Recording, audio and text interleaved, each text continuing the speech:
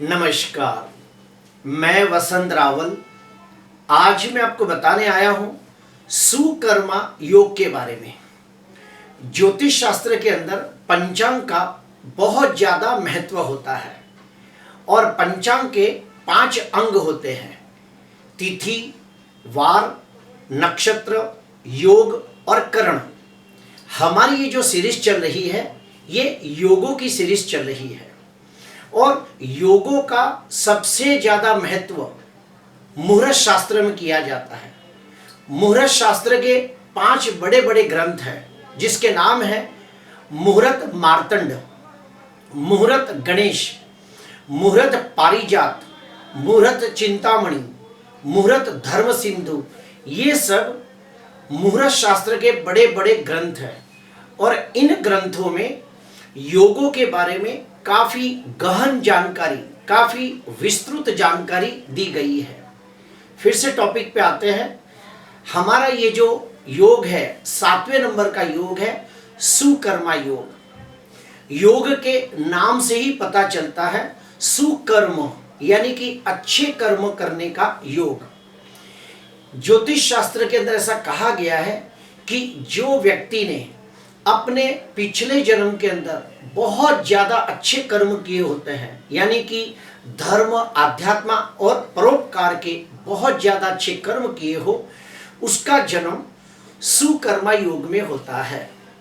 अभी हम लोग जानेंगे कि सुकर्मा योग में जन्मे व्यक्ति कैसे होते हैं। तो सुनिए, जो भी व्यक्ति सुकर्मा योग में पैदा होता है ऐसे व्यक्ति बड़े बुद्धिमान, गुणवान, तेजस्वी, प्रभावशाली, स्वमानी, स्वाभिमानी होते हैं। जो भी व्यक्ति सुकर्मा योग में पैदा होते हैं ऐसे व्यक्ति बड़े दयालु, उदार, सेवाभावी, परोपकारी होते हैं।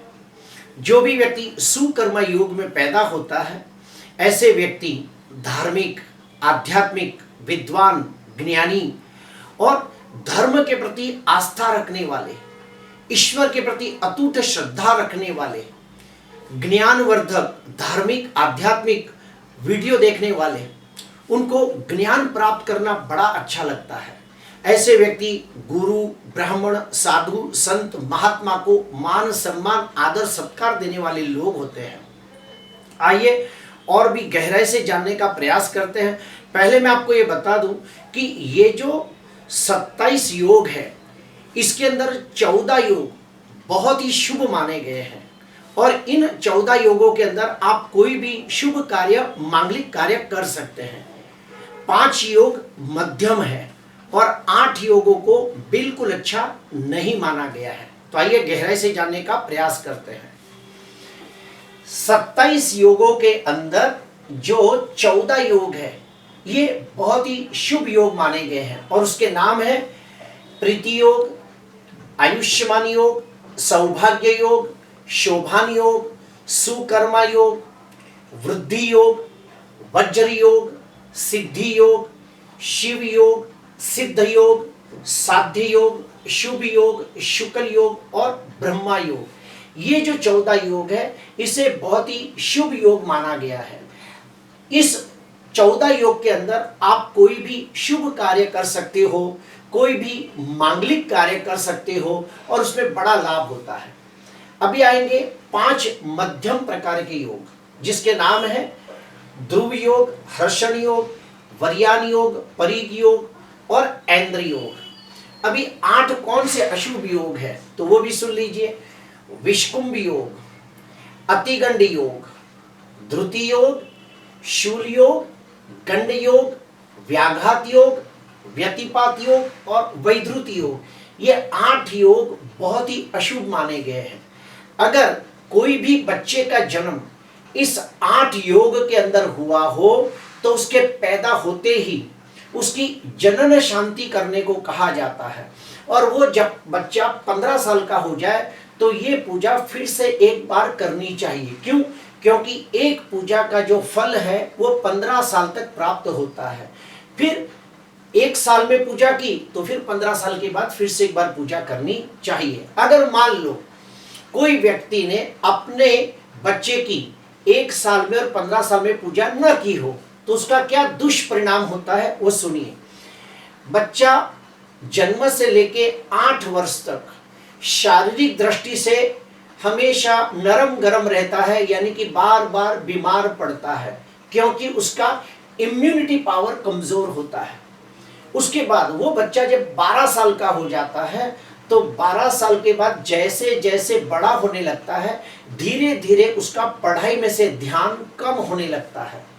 लड़का या लड़की बहुत ही बुद्धिमान, गुणवान, तेजस्वी, प्रभावशाली, नॉलेजेबल, कैपेबल होने के बावजूद उनका पढ़ाई पे से मन धीरे धीरे हटने लगता है, और वो बच्चे होशियार होने के बावजूद हायर एजुकेशन नहीं कर पाते, मास्टर डिग्री हासिल नहीं कर पाते, डबल डिग्री हासिल नहीं कर पाते। जैसे कि ग्रेजुएशन होने के बाद MBA, CA, LLB करना चाहिए, इंजीनियरिंग के बाद MTech करना चाहिए, तो वो बच्चा बुद्धिमान, गुणवान, तेजस्वी होने के बावजूद वो बच्चा second degree, higher education, master degree हासिल नहीं कर पाता है।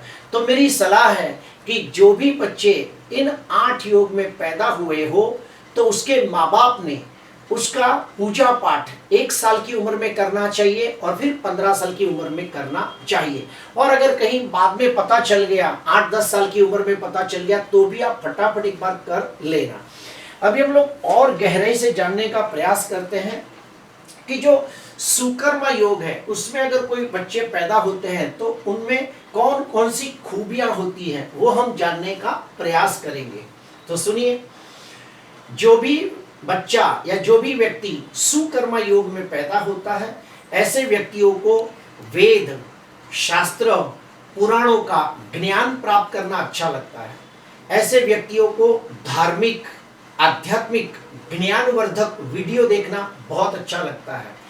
ऐसे व्यक्तियों में और भी एक खास बात देखी गई है कि ऐसे व्यक्ति अपने समाज के लिए, अपने गांव के लिए, अपने राज्य के लिए कुछ अच्छा काम करते हैं, और उसके वजह से उन्हें समाज के अंदर मान, सम्मान, यश, जश, कीर्ति प्राप्त होती है।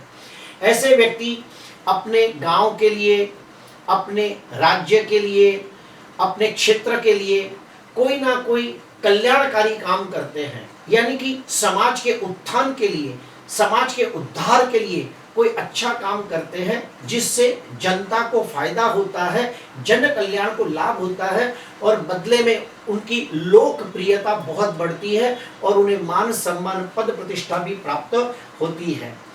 और ये भी देखा गया है कि जो भी व्यक्ति का जन्म सुकर्मा योग में हुआ हो, ऐसा व्यक्ति अपने जीवन के अंतिम समयों में, यानी कि 50 साल के बाद, या तो कोई मंदिर का निर्माण करता है या फिर कोई मंदिर के अंदर भगवान की मूर्ति की प्राण प्रतिष्ठा करता है। अभी हम लोग ये भी जानेंगे कि जो भी व्यक्ति सुकर्मा योग में पैदा हुआ हो उसमें और कौन सी खूबियां होती है। तो सुनिए, जो भी व्यक्ति का जन्म सुकर्मा योग में हुआ हो, ऐसे व्यक्तियों का intuition power, six sense power बड़ा स्ट्रांग होता है, और उन्हें भविष्य में घटने वाली घटनाओं के बारे में पहले से कुछ खास पता चल जाता है। ऐसे व्यक्ति इतने नसीबदार होते हैं कि दूसरों के मुकाबले उनके जीवन में बहुत कम तकलीफें आती हैं, और जो तकलीफें आती हैं वो भी आसानी से टल जाती हैं। अभी हम लोग जानेंगे कि सुकर्मा योग के अंदर कौन कौन से शुभ कार्य, मांगलिक कार्य आप कर सकते हो। तो सुनिए, सुकर्मा योग के अंदर आप सगाई का कार्य कर सकते हो, विवाह कर सकते हो। सुकर्मा योग के अंदर नए व्यापार का शुभ आरंभ कर सकते हो। नए घर के अंदर वास्तु शांति यज्ञ करके गृह प्रवेश भी कर सकते हो। नई गाड़ी की खरीदी करनी हो, अर्थात नए वाहन की खरीदी करनी हो, तो आप सुकर्मा योग के अंदर कर सकते हैं। सुकर्मा योग के अंदर आप कोई भी प्रकार की धार्मिक, आध्यात्मिक पूजा पाठ कर सकते हो, जैसे कि नवग्रह शांति, वास्तु शांति, नवचंडी, शतचंडी, सहस्त्रचंडी, मंदिर की प्राण प्रतिष्ठा, मुंज कार्य अर्थात उपनयन संस्कार, मंत्र का पूर्णाहुति अनुष्ठान, ये सब आप कार्य सुकर्मा योग के अंदर कर सकते हो।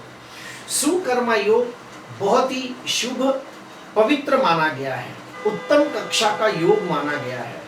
इस योग में कोई भी शुभ कार्य, मांगलिक कार्य, धार्मिक आध्यात्मिक कार्य, कर्मकांड का कार्य आप कर सकते हो।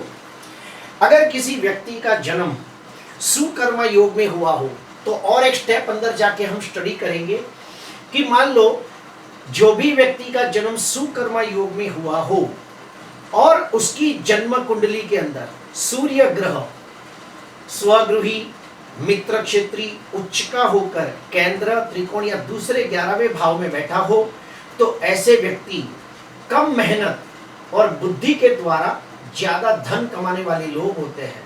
ऐसे व्यक्ति कम समय के अंदर थोड़ी मेहनत और बुद्धि ज्यादा इस्तेमाल करके कम समय के अंदर अच्छी उन्नति, प्रगति, विकास करते हैं, धनवान, यशवान, कीर्तिवान बनते हैं और वो अपने धन का काफी अच्छा खासा हिस्सा समाज के उत्थान के लिए, समाज के उद्धार के लिए, अच्छे कामों के लिए धन खर्च करते हैं।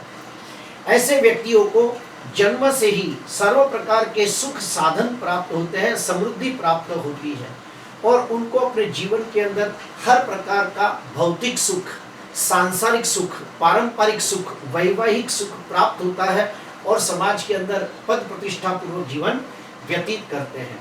ऐसे व्यक्ति बहुत ही नसीबदार, भाग्यशाली होते हैं। दूसरों के मुकाबले वो बहुत ही कम संघर्ष करते हैं और ज्यादा सुखी जीवन व्यतीत करते हैं।